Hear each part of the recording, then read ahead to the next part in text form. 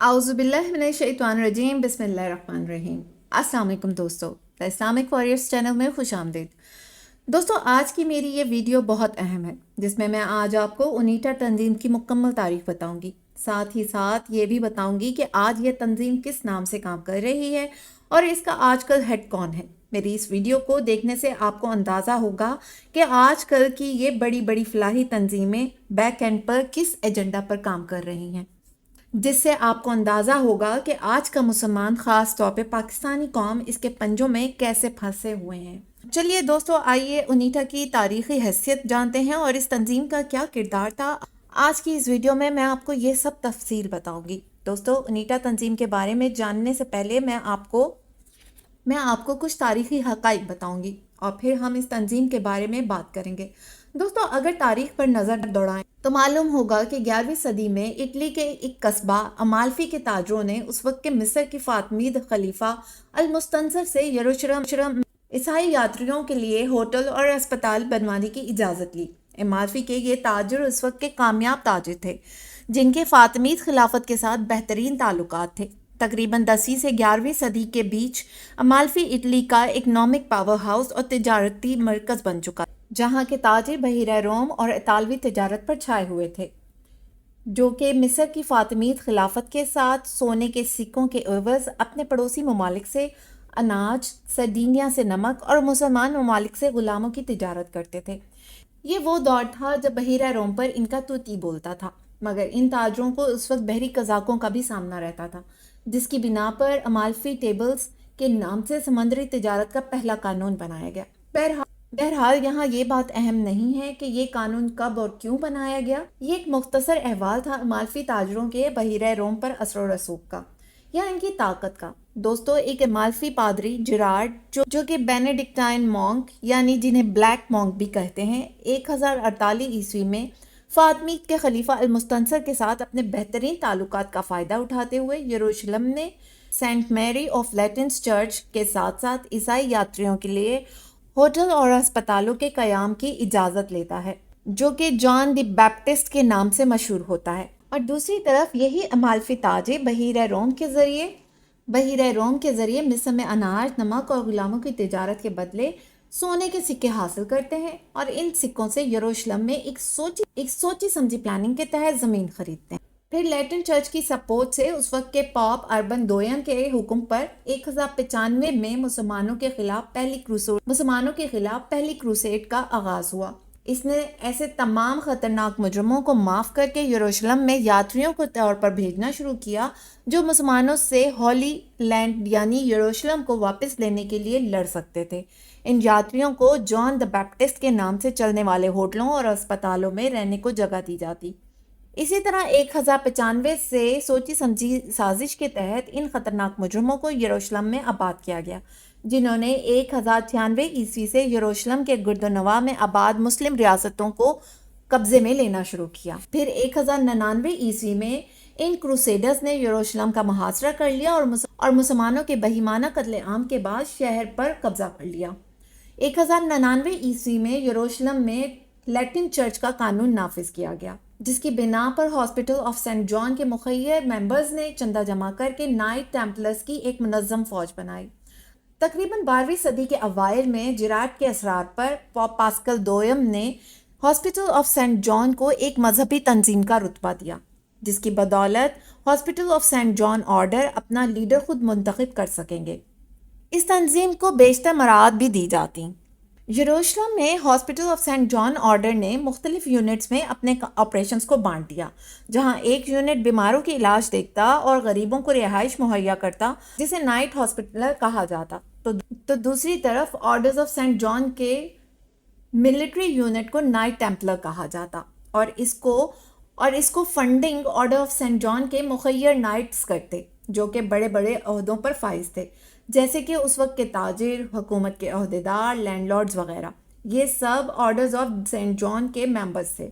और इन्हें night Hospitaller कहा जाता था। चूँकि hospital of Saint John order लातीनी church के अंडर था, जिन्हें इतालवी और लातीनी ओहदेदार चलाते थे, इसीलिए यूनिट्स को लातीनी ज़ुबान में ओनीटास कहा जाता था, जबकि इतालवी ज़ुबान में ओनीटा कहा जाता था।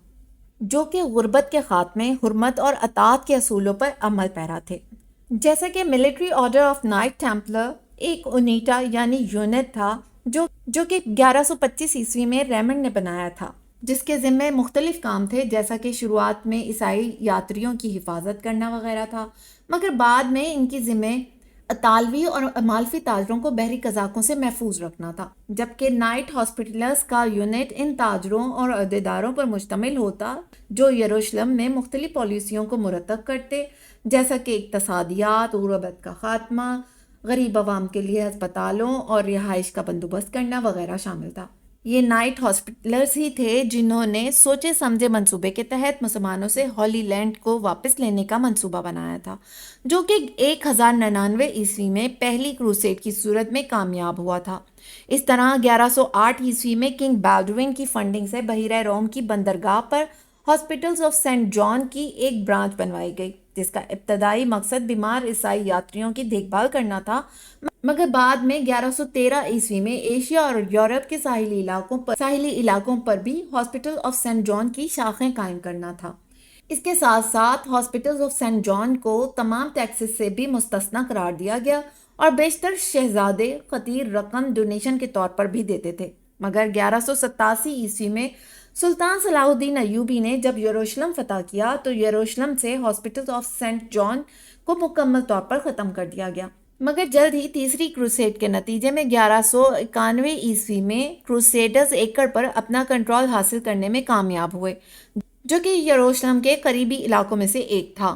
پھر ہاسپٹل آف سینٹ جان کو منظم طریقے سے چلانے لگے. اب اس ہسپتال کا مکمل دار و مدار حکومتی عہدیداروں کے ڈونیشنز پر تھا، جو یورپ اور ویسٹ کے شہزادوں کی طرف سے خطیر رقم کی صورت میں عطا کیا جاتا.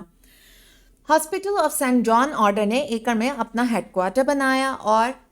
اہم ملٹری اور ڈپلومیٹک فیصلے بھی یہیں سے ہونے لگے. اسی دور میں 8 کونے والے نشان کو اپنی مذہبی علامت کے طور پر اپنایا گیا، جسے آج کل مالٹا کے کراس کی حیثیت سے جانا جاتا ہے. اب یہ ریلیجیس آرڈر مصر میں بھی عیسائی حکومت قائم کرنا چاہتا تھا، مگر 1250 میں مصر میں مملوکوں کی مضبوط سلطنت کے قیام کے بعد ان کا یہ خواب ہی بن کر رہ گیا،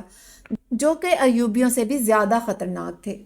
1260 میں نائٹ ہاسپٹلر اونیٹا کو کیلمل کی پورٹ دی گئی، جو کہ الیگزینڈریا کی پورٹ تھی، جہاں سے نائٹ ہاسپٹلر اونیٹا کو ٹمبر اور دوسری اشیاء خوردونوش درآمد کرنے کی اجازت ملی.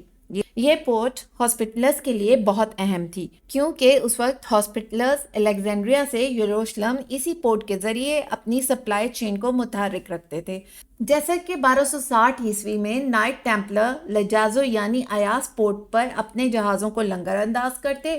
پھر وہاں سے چھوٹی کشتیوں پر سوار ہو کر ایکڑ، سائپرس اور یروشلم کے علاقوں میں اسلحہ، بارود اور اشیاء خوردونوش مہیا کرتے، جو کہ منگولوں اور مملوکوں کی وجہ سے ان کی تجارت پر برے اثرات سے نمٹنے میں کافی فائدہ مند ثابت ہوا. نائٹ ہاسپٹلر کا ایک کمانڈر مصر کی پورٹ پر موجود رہتا، جو اپنی تنظیم کا آپریشنل فنکشن اسی پورٹ سے چلاتا، جس میں جنیوا کے تاجروں کے ساتھ معاہدوں کے ساتھ ساتھ انہیں لیز پر جہاز مہیا کرنا، سامان اور ملح دینا تھا، جس کے لیے کاتالان یا نائٹ ٹیمپلرز کی مدد لی جاتی تھی. اسی طرح نائٹ ہاسپٹلر کی بیشتر شپنگ کمپنیز بحیرہ روم کے ساحلی علاقوں اور ایشیائی کوچک میں قائم کی گئیں، جو کہ ایک طرف تو بحری جہازوں کی لیز سے کافی پیسہ بناتی تو دوسری طرف ٹیکس سے مستثنی تجارت بھی کر پاتی تھیں. انہی بندرگاہوں پر 13ویں صدی کے وسط میں نائٹ ہاسپٹلرز نے ٹریڈنگ کمپنیز کے ساتھ ساتھ بینکنگ کا نظام شروع کیا، جو مغربی تاجروں کے ساتھ ساتھ عیسائی تاجروں کا بحیرہ روم پر تجارت میں کنٹرول بنائے رکھتا تھا. یہی نائٹ ہاسپٹلرز ان شپنگ کمپنیز کے ذریعے چرچ وغیرہ کے لیے ہولی وار میں استعمال کیے جانے کے لیے توپیں اور گن پاؤڈر کی سپلائی بھی کرتے تھے. 1291 میں مملوکوں کے ایکڑ پر قبضے کے بعد hospital of saint John order نے سائپرس میں اپنا ہیڈ کوارٹر منتقل کیا، جہاں پر رہتے ہوئے 1306 سے 1309 کے دوران بازنطینی جزیرہ روڈز پر قبضہ کر کے ایک آزاد اور خود مختار ریاست کا قیام کیا گیا اور یہیں سے اپنا سکہ بھی شروع کیا گیا. دوستو 1312 میں hospitals of saint John order نے اپنی پالیسیوں میں تبدیلیاں کی جو کہ مسلمانوں کی بڑھتی ہوئی طاقت کے خطرے سے نمٹنے کے لیے کی گئی تھیں۔ ان پالیسیوں کے تحت ملٹری یونٹ کو طاقتور بحری یونٹ میں تبدیل کیا گیا جس کا مقصد مسلمان بحری قزاقوں کو قابو رکھنا اور بحیرہ روم پر اور بحری تجارت پر یورپی عیسائیوں کے تسلط کو برقرار رکھنا تھا۔ Hospital of saint John order نے اطالوی تاجروں کو مسلمان تاجروں کے مقابلے میں عیسائیوں کے فائدے کے لیے اپنی ملٹری سپورٹ دی، جس کے تحت نائٹ ٹیمپلرز مسلمانوں کے زیر تسلط بندرگاہوں پر کچھ بھی تجارت کر کے لے جا سکتے تھے، جس میں گھوڑے، بارود، غلام، گن پاؤڈر وغیرہ شامل تھا۔ Hospital of saint John order Europe کے فائدے کے لیے صوبائی پرائریز اور کمانڈریز کی صورت میں کام کرتے تھے۔ پھر 14ویں صدی کے اوائل میں جب hospital of saint John order نے اپنا آپریشن دنیا بھر میں پھیلا دیا تو نائٹس ہاسپٹلر یونٹ کو نائٹ کی مادری زبانوں کے حساب سے چھوٹے گروپوں میں تقسیم کر دیا گیا تاکہ یہ نائٹ ہاسپٹلرز علاقائی سطح پر سسٹمیٹک طریقے سے آرڈر کے ایجنڈا پر عمل پیرا رہیں۔ شروعات میں یہ order holy Roman empire, France, Castile, Aragon اور پرتگال میں قائم تھا، مگر بعد میں اس کا آپریشن پولینڈ، ہنگری، شمالی Italy, England, Denmark, Scotland, Sweden, Germany, Greece, غرض کے مکمل یورپ، پھر یونائٹڈ اسٹیٹس آف امریکہ تک پھیلا دیا گیا۔ 1301 میں انہی نائٹ ہاسپٹلر کی شپنگ کمپنیز کے ذریعے کروسیڈرز، نائٹ ٹیمپلرز اور کیٹالان مرسنریز کے ساتھ ساتھ دوسرے خطرناک ملیشیا ترکوں اور عثمان غازی کے خلاف لڑنے کے لیے ٹریپولی کی بندرگاہ پر اتارے گئے۔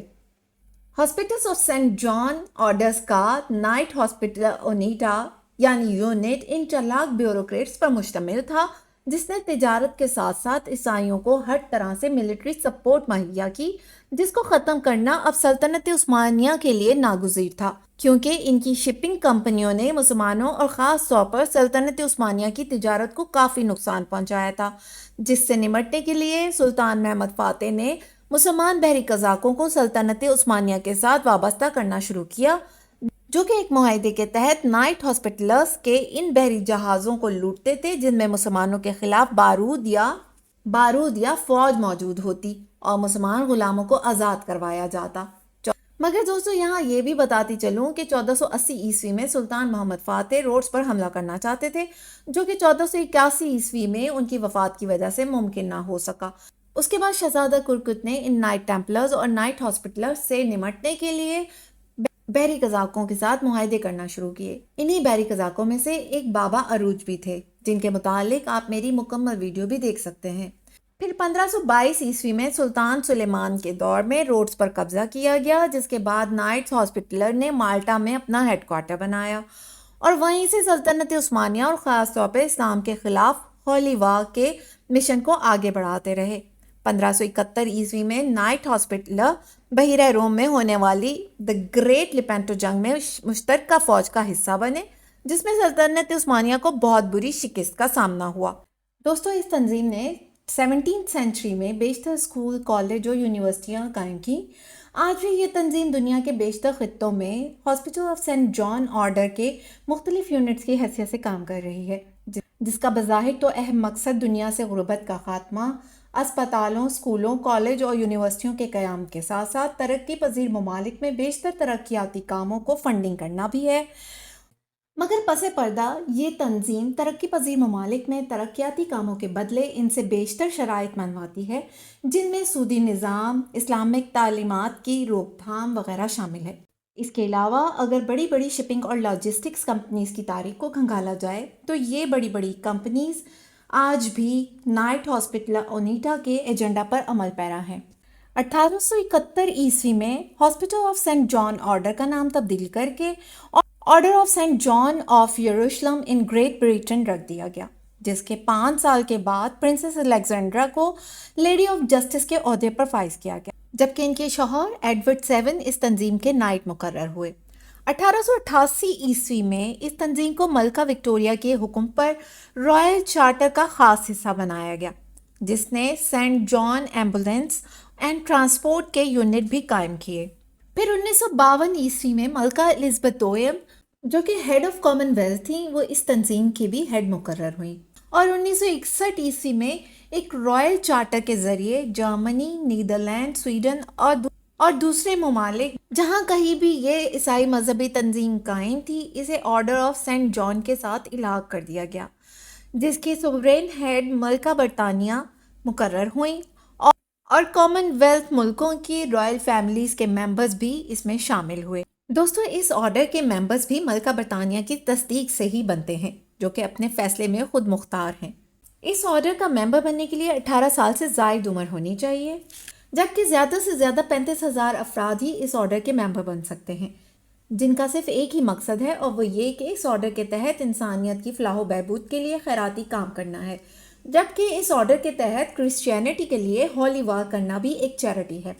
دوستو، امید کرتے ہیں کہ آج کی ہماری یہ ویڈیو آپ کو ضرور پسند آئی ہوگی۔ اپنی رائے کا اظہار کمنٹ باکس میں ضرور کیجیے گا اور اس ویڈیو کو زیادہ سے زیادہ شیئر بھی کیجیے گا۔ شکریہ۔